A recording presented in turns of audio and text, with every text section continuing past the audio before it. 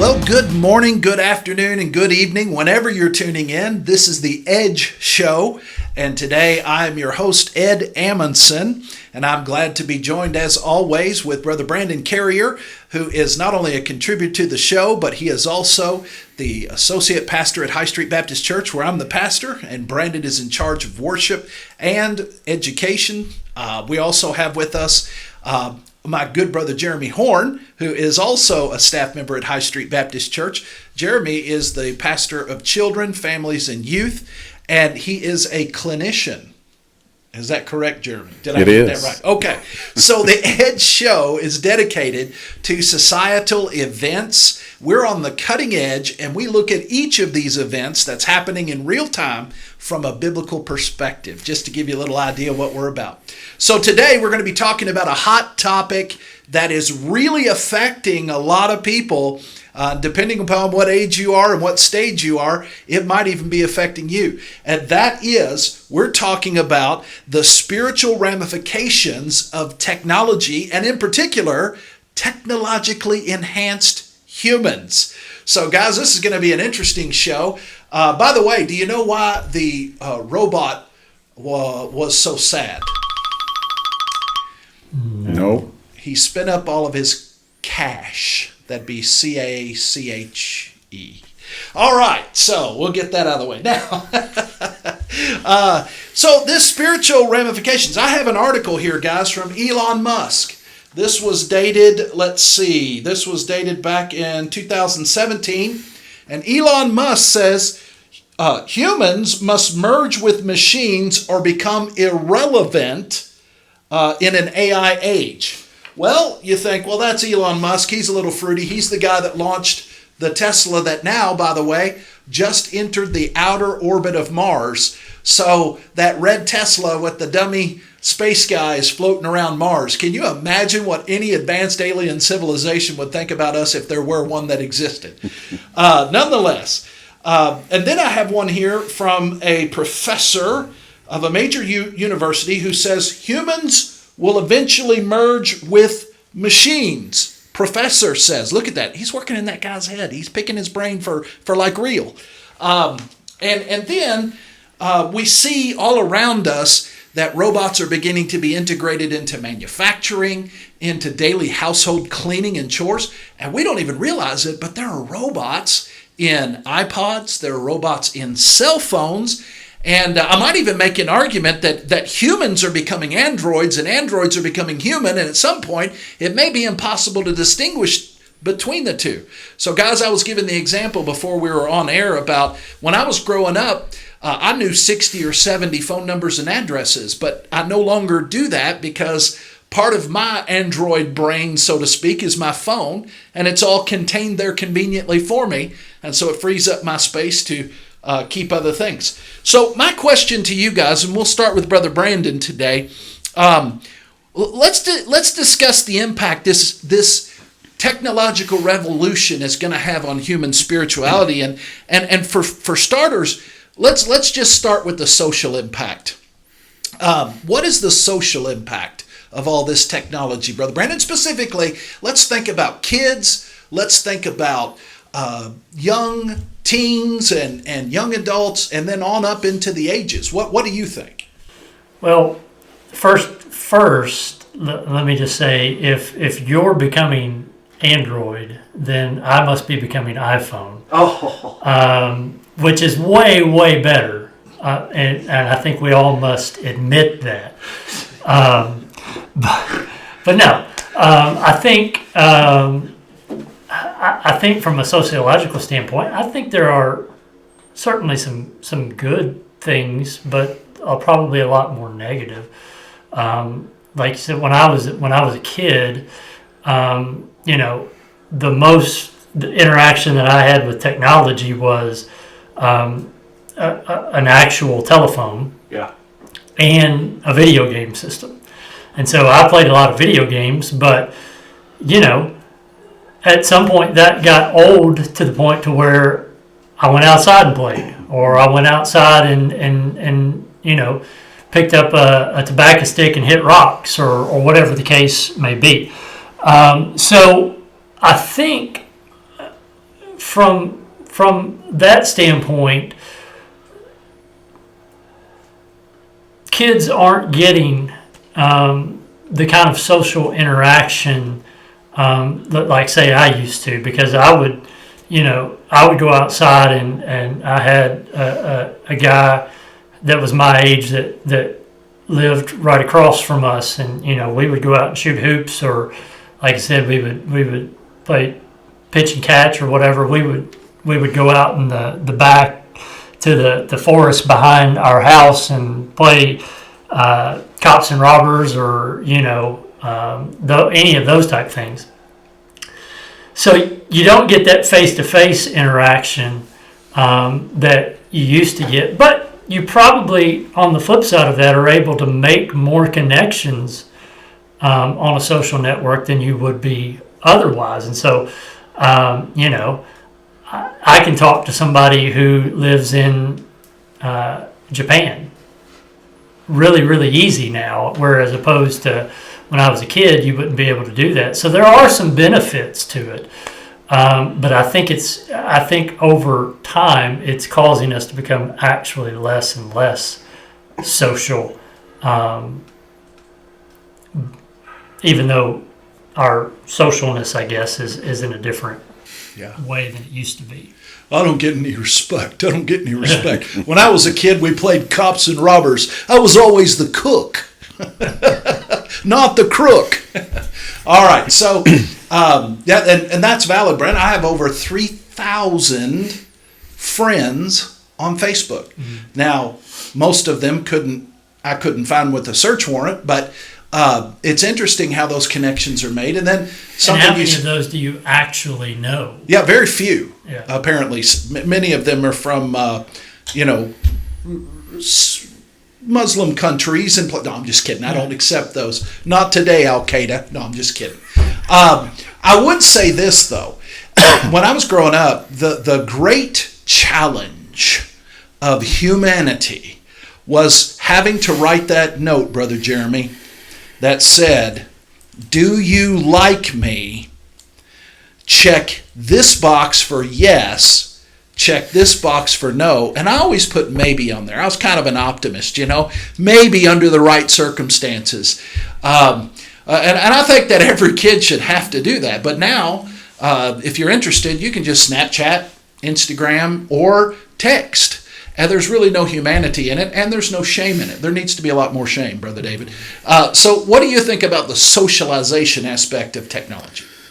Well, I agree with Brandon. There are some good sides to it. However, I'm not sure that the negatives, I think they probably have outweighed the positives at this point. You talk about having 3,000 friends on social media. And, when I grew up, I knew a good number of kids and a good number of other people. However, I also realized that the majority of those were acquaintances that I didn't really know. But today our kids are posting things on these social media sites, and they're looking for validation in the process because they don't have as much face-to-face conversation. And even though the majority of the people who are following them on these platforms don't really know them, they're depending on those likes or hearts or, whatever, for that validation. And that is not a good thing. I mean, it even comes along with a fair amount of anxiety for a lot of people, not just kids, in regards to why don't I have more followers? Why don't I have more responses to my post? I'm not sure who this person is, but look at the negative comment that they left. Mm-hmm. Or can I really even be myself and not face serious backlash, the potential for serious backlash on social media? Yeah, I was just thinking that, growing up, you were who you were regardless. But on the internet, you can be whoever you want to be. You can steal someone's picture. You can steal someone's name. You can clone someone's page and adopt their identity. And really what troubles me is growing up, we used to have a saying. We used to say, "Sticks and stones may break my bones, but words will never hurt me." Well, here's what's happening. words are in the technological age not only hurting, but we see kids that are committing suicide based on online bullying, harassment. A couple of years ago, it was the Momo virus that came on and told kids that they were going to harm their parents if they didn't kill themselves, and all of these tragic things that we see that are coming on. So I think we can all agree when we say there are extreme social impacts, there are also health impacts. I know that it is a chore for me to pry my kids out of the house now with the advanced video games and the graphics that are so realistic. And that's another issue for another day, but how that ingratiates violence, particularly against women and police, and very little consequence in the game for murderous actions. So there's all that. And then there's the health impacts. And then there's the political impacts that we're seeing now. Current events, we'll be getting there in just a few moments as we talk about it. But one of the most current events is regardless what political party you're in, a huge story was dropped with apparently corroborating evidence about one of the candidates, and it's widely known that two gargantuan social media outlets have tamped that down and restricted access to that, and so the technology even has the potential to affect our politics and what we think, and so that is in the realm of free speech. But in the 21st century, what impact is technology going to have on the church, Brother Brandon? Well, again, I think it's both positive and negative. I think, a lot of the negatives are the things that we've already talked about, in the sense that our people are, becoming so ingratiated with technology, and it's becoming such a part of their lives that all of these things that we've already talked about are occurring with mental health and no societal norms that they are participating in, so that they're losing that socialization. So when they come to church, they don't, and they're thrust into that context, they don't know how to act. Right. And so you have that. Flip side of that, technology also gives you a big platform. Right. In the sense of, think about where we would have been 8 months ago when COVID hit, if we hadn't had the technology in place to be able to reach our folks through live streaming and all of those things through social media. And so it gives churches a way to stay connected through the week. Which is a good thing, but even in that, you take a platform like Facebook, where they can connect with our church on there, but they can also connect with thousands of other things that can do them harm on the same platform. That's right. And so it makes it hard to kind of help navigate your people about. These are the things that are helpful, but these are the things that, because quite frankly, we don't even know what all of those things are out there. So we can't steer people away from things that we don't know about. Yeah, and every day there are more and more and more. Yeah. Even if you tried to stay current, there are new sites emerging every day and new types of technology. Here's my concern, and I'm going to push this over to Brother Jeremy for a perspective. John, in 2 John chapter 1, verse 22, writes something very, very curious, and I wonder that if it has a relevance here. He says, "Though I have much to write you, I would rather not use paper and ink." Now listen, he said, "Instead, I hope to come to you and talk face to face so that our joy may be complete." So John is saying, you can do a lot of communication via a lot of formats and platforms, but you can't do communion. You can't do community unless you're face to face. And then he adds that your joy may be complete.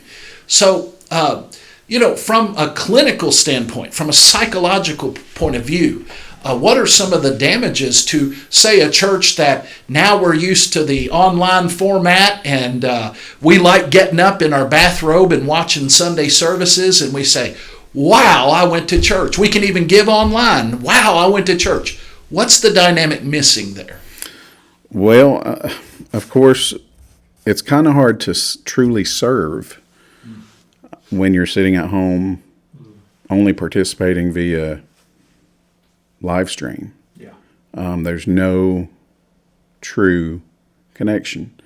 And I mean, we do have to realize in this time of the pandemic, it's been a good thing, Yes. at least for a period of time, to at least be able to hear the word, to have teachers who are able to teach the word, and to see, I don't get to be with my congregation in person. Mm-hmm. But I think it's also safe to say the longer we either choose to or have to stay away from that congregation or even that group of friends or whatever group we're talking about, the more likely we are to continue to shy away. Right. And it's almost like a social anxiety can set in. Yeah. And I don't know, it's the unknown. Yes. What happens if I go back and try to join that group? Mm-hmm. Well, just piggybacking off of that, I think it's important to insert the caveat that we certainly understand in the COVID era that we are living in right now, that for some people in our congregations, that's the only option that they have right now, because it would be too much of a risk for them to have the face-to-face social interaction. So we can be thankful on the one hand that they have, that these things are available. But I think Jeremy's right. The longer we do that, the harder it's going to be for us to come back to any sense of quote-unquote normalcy. Yes. Because, in the same way, the more we interact socially online, and we're talking about this for our kids and our youth, the more that they are used to interacting online, the harder it is for them to interact face-to-face when they actually get in those situations. And the same is true, even though we realize, for this time, we've got some of our vulnerable populations who just can't be here. And we get that. But we're going to have to think creatively about how to keep them involved and how to keep them socially involved with one another, so that it's not such a hard transition on the way back in. That's right. Now, this is a scheme, by the way, that's not new. It's been used by the attractional churches and the multi-site churches now for probably the last decade, where large gatherings will come and they'll watch a screen and get their preaching. My argument has been there that when you're getting your faith and you're preaching from a screen, that screen won't come visit you in the hospital. That right. Screen won't marry you. That screen won't baptize people. There's a disconnect that I fear is happening in the body of Christ, and I'm not sure what it's going to cause, but I do agree with you, Brother Brandon, that on the other side of this, I think we're going to see a lot of people who have just gotten used to it and will be out of church. Could it be, and we'll close on this, but could it be that God is doing this for a specific purpose to reset the outreach activity of the church? Because we're certainly going to have to reach out after this is over and try to round people back up. So maybe God's using it for the good, as he does for all things, and of course he is. But my prayer is that we'll be very vigilant with this and very careful. All right, as we close out our first segment, I want to take you to one of my favorite segments, and this is the Awkward Trivia segment. Of course, if you were wanting to sponsor the Edge Show, this would be where we would insert your fabulous advertisement, and you would have a growing audience now. Brother Brandon, I just saw last week we hit 217 likes on Facebook, and we've had over 70 views to our first show, which is a good start, if you ask me. We're looking for 100 subscribers on YouTube. So our request for you is, when you watch this, whatever medium you find it on, trace it back to YouTube, which is the source, the Edge Show on YouTube. Go on and like the content and then give us a subscribe, and you'll help us build up to where we get our dedicated URL. That's our first goal. All right, some awkward trivia. Here's a good question for some seminary guys, and both of you are certainly seminary guys. I don't know if I should ask how many or why, but how many wives did King Solomon have? More than he should have. More than he should have. I've got one, and she's lovely.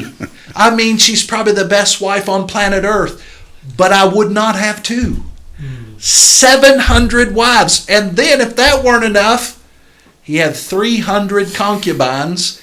And kids, don't ask your mom about that, okay? Just leave it there. But it's biblical.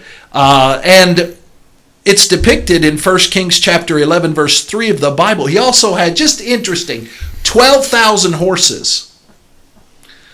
I don't know. This guy was into accumulating. Do you think he may have been the first hoarder? He was king of excess. Yeah, king of excess. That's a good way of putting it. All right. When Noah built the ark, how old do you think he was? 600. Yeah, 500, 600, 700. No, he was 600 years old. 600. I'm 51. I can go to bed perfectly healthy and wake up completely incapacitated, injured, and having done nothing but sleep. 600 years old, and he was 950 years old when he died. 19 years from Methuselah, the oldest recorded man in the Bible who died. And for Sam Rayburn, you don't know him, but he was a sweet fella who passed away earlier this year. He asked me who was the oldest man ever in the Bible. And I said, Methuselah, 969 years. And he said, wrong. Who did he say, Brandon? Do you remember that? No. Enoch. Because he never died. Yeah. He's still alive. So he also asked me who was the shortest guy in the Bible. Be careful with that. It is not Zacchaeus.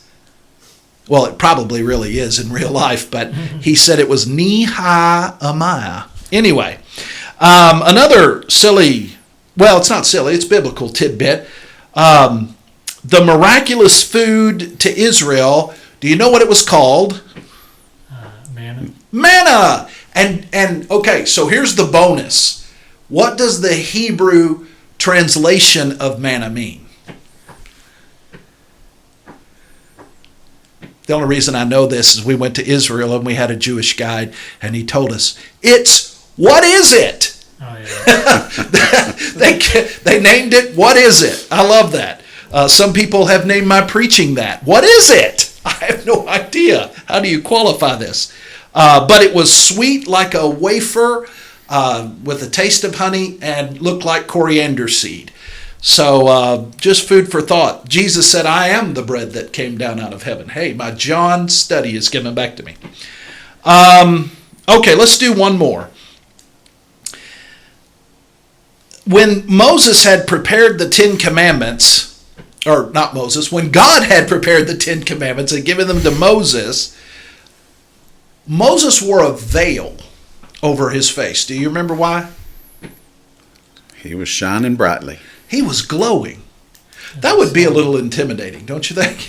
He saw the backside of God. Yeah, and he was glowing. Yeah. Can you imagine what's going to happen to us when we see all of God in the eternity? Man, you talk about shining brightly like the sun. We will literally be on fire. Well, that's enough trivia from the Bible. As we enter our third segment, now we're going to go to some of the headlines in the Associated Press. And as of the time that we're recording this, probably the top story is, and I'll get some of your comment for this, the top story is that for a long time there's been this rumor out about Hunter Biden and Burisma, a company in the Ukraine, that he was placed on a board with no experience, and this company was under fire by several European agencies and also from within. It was under investigation for shady practices. And initially it was alleged that Hunter Biden was using then Vice President Joe Biden's, I guess you'd say, executive privilege to move people, and had a allegedly had a investigator fired, allegedly for a quid pro quo, as Joe had said, that they would withhold $1 billion from the United States of America unless they fired that investigator, and 6 hours later, they fired him.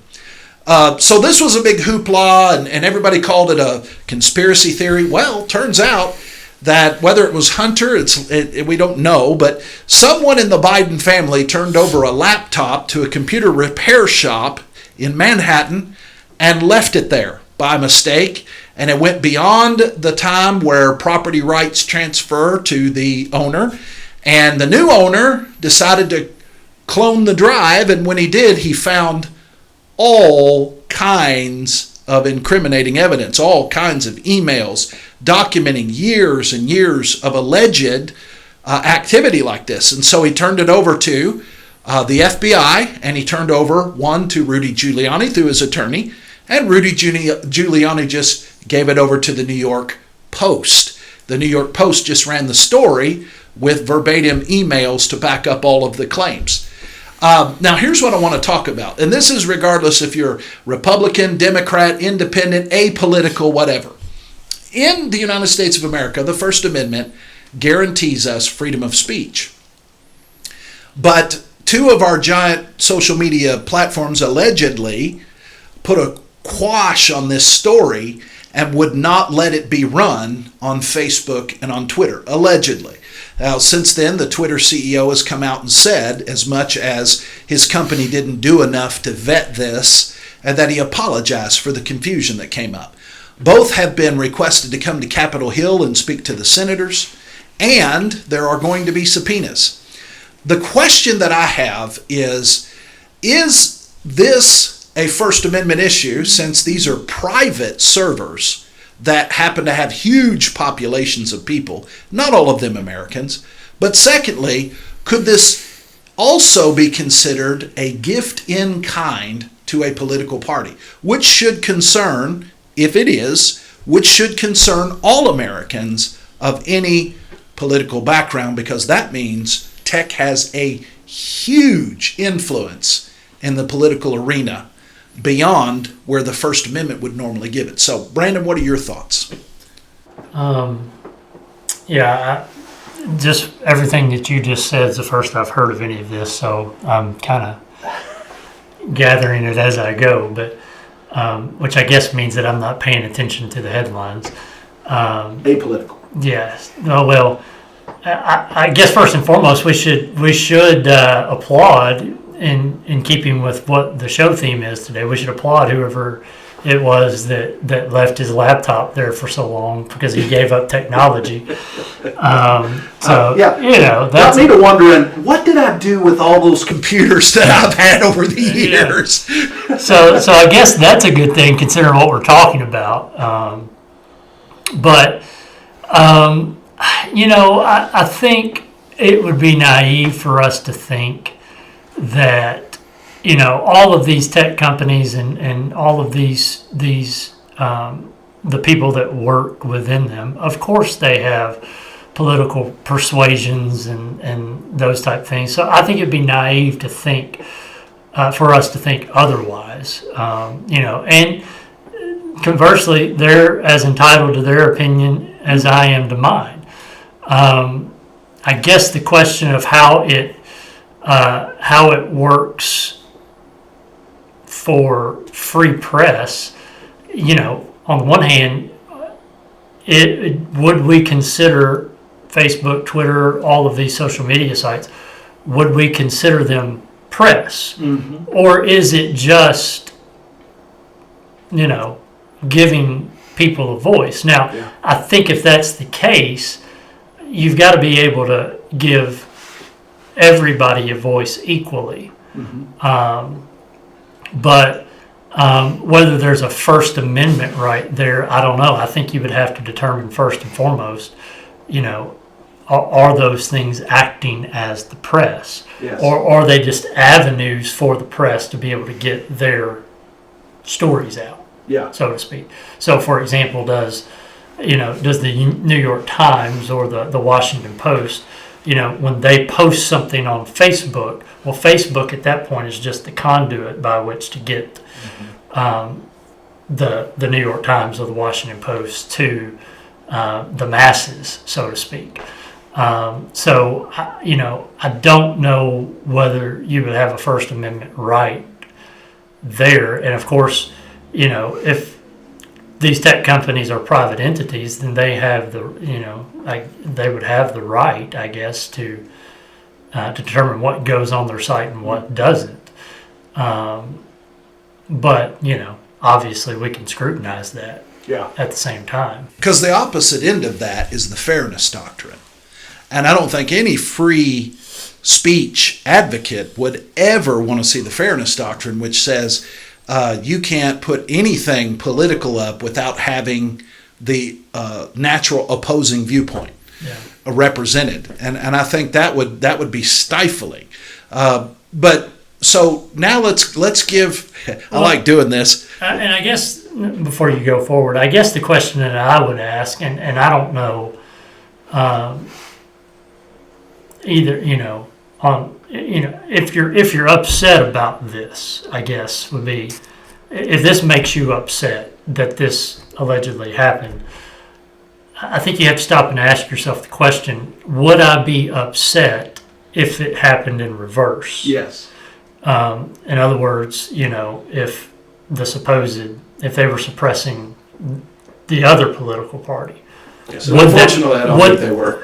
Yeah, I don't think that's true, but would that upset us if that were to be the case? Because I think, going back to exactly what you said, I think we should want a fairness about the whole thing, that each side would be represented the way that they feel they should be. Well, and here's a thought. I love giving Brother Jeremy headaches. So here's your mind blown for today.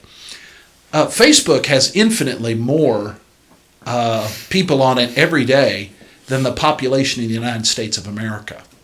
And as we enter into the cyberspace realm, should countries begin to plant their flags and set up nation states in cyberspace with rule of law, with rights that are given to people, etc.? It is a new frontier.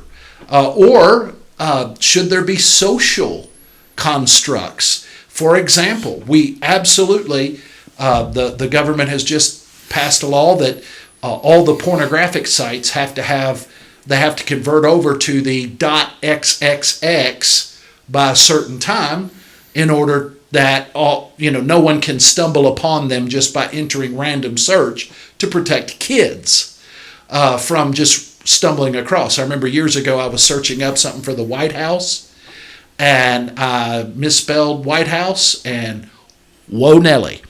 Nonetheless, we want to protect our kids from outlandish things, which is growing harder and harder. So I don't know. I don't know what all the answers to this are ethically, but do you have any thoughts on it at all?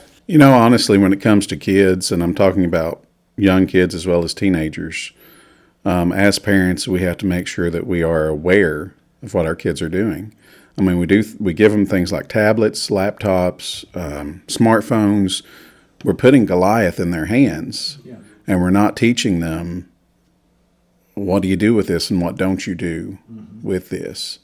So even if it's a video game, understanding the content of that game and whether or not they're playing with other people online, what interaction are they having? And what conversations, what boundaries have you put into place? Yeah. Okay. Yes, there needs to be boundaries. Now, those boundaries, I think, probably need to start in the home. Oh, yeah. When it comes to something like pornography sites, I don't think putting XXX at the end of them is going to do anything other than make some lawmakers feel a little bit better. Yeah. And that's about it. The pop-ups have always been an issue. I don't think that the majority of pornography use, I don't think it's accidental. Yeah. So that extension How in did and they of get itself. my credit card number? Yeah. Yeah. And there's already social constructs. Oh yeah, We just do our best to move away from them. yeah, And regardless of the topic, we started this out with humans are becoming android, or androids becoming human.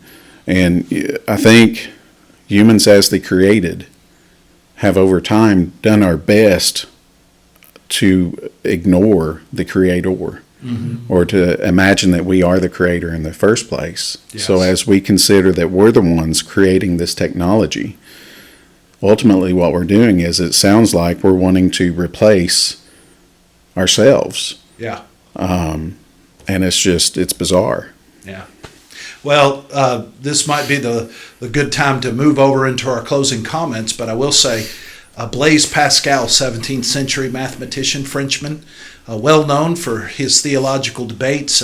He was the man who came up with the Pascal's wager, which was a somewhat logical ontological argument based on statistics for the existence of God. But he said something that I think really applies. He said, God created man in his image, and man was quick to return the favor.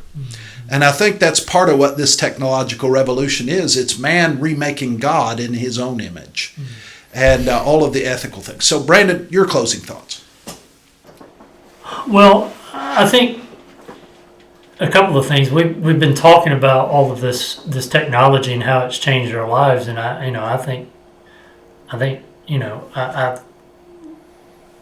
I'll be the first to admit that I'm thankful for the technological advances that we have had, and I like my iPhone, I like my laptop, and all of those things, and I tend to be out looking for what's the latest and greatest on those things, just like anybody else. But at the same time, I think we have to be disciplined enough to regulate ourselves. To say, okay, I'm spending this much time on technology. Is that the best use of my time?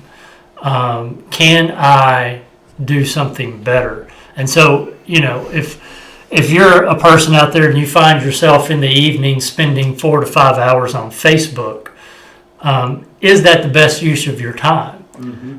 Maybe you could cut down that Facebook use to 15 to 20 minutes and then go pick up your Bible and do a Bible study or spend some time in prayer or whatever the case may be. Just making sure that we are disciplining ourselves to, while technology is good and we can use it for right things, making sure that we're not replacing the best things with the technology that we're. And I say all that to say, not only can I use my iPhone to text people or to watch a YouTube video or to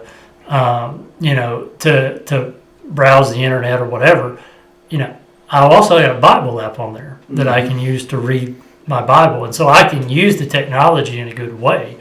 But it's just making sure that we're disciplining ourselves, that we're not replacing the best things with things that in the end aren't going to matter.